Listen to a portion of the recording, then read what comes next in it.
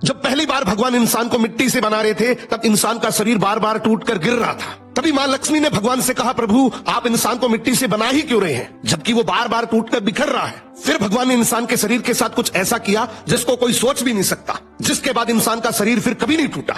मिट्टी से बना होने के कारण इंसान का हर अंग अलग अलग होकर गिर जाता था। तभी भगवान ने सभी देवताओं को बुलाया और उनसे कहा, तुम सब इस शरीर के अंगों को संभालो। तब सूर्य देव बोले, मैं आंखों में रहकर रोशनी दूंगा। चंद्रदेव बोले, मैं मन में रहकर भावनाओं को शांत रखूंगा। वायुदेव बोले, मैं इंसान की सांसों में रहकर उसको जीवन दूंगा। मां सरस्वती बोली, मैं जीभ में रहकर वाणी और ज्ञान दूंगी। भगवान नारायण बोले, मैं हाथों में रहकर अच्छे कर्म करवाऊंगा। भगवान कृष्ण बोले, मैं हृदय में रहकर प्रेम और दया भरूंगा। ब्रह्मा जी बोले, मैं नाभि में रहकर शरीर को शक्ति दूंगा। और भगवान शिव बोले, मैं मस्तक में रहकर बुद्धि और पूरे शरीर को शक्ति दूंगा। जब शरीर के हर अंग में देवताओं का निवास हुआ तब इंसान का शरीर पूरी तरह तैयार हो गया और फिर कभी नहीं टूटा। इसीलिए कहा जाता है, मानव शरीर सिर्फ शरीर ही नहीं बल्कि देवताओं का मंदिर है। जो दूसरे को दुख देकर हंसता है, होनी उसे दुख देकर 100 बार रुलाती है। इसलिए दूसरों को दुख देने से पहले इतना अवश्य सोच लेना चाहिए कि यदि इसी दुख का वज्र अपने सिर पर गिरे तो क्या होगा।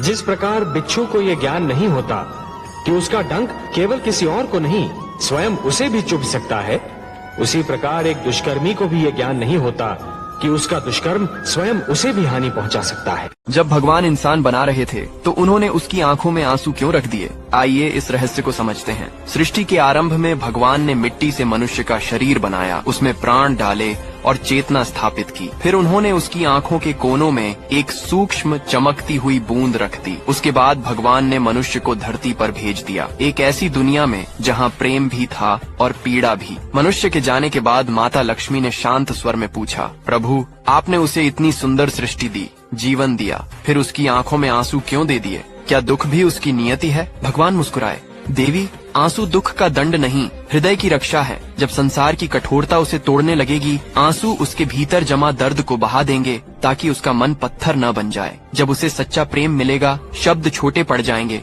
तब आंसू उसकी भावनाओं की भाषा बनेंगे। और जब वह सबके बीच अकेला होकर मुझे पुकारेगा, उसकी आवाज नहीं, उसके आंसू सीधे मुंह तक पहुंचेंगे। तभी से मनुष्य रोता है, क्योंकि भगवान ने उसे केवल जीने के लिए नहीं, महसूस करने के लिए बनाया।